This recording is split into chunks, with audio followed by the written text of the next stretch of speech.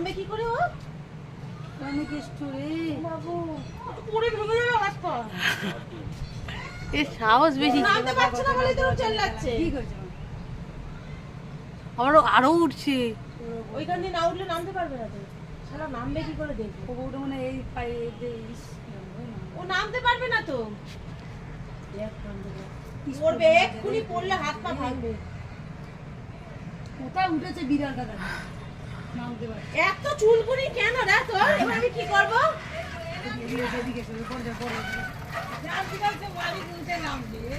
ওই দেখো না নামতে পারছে না, পড়ে মরছে দেখো। ও ওখানে হলো। হ্যাঁ বাবা যাবে ওখানে ছাড়াতে। ডাকছি।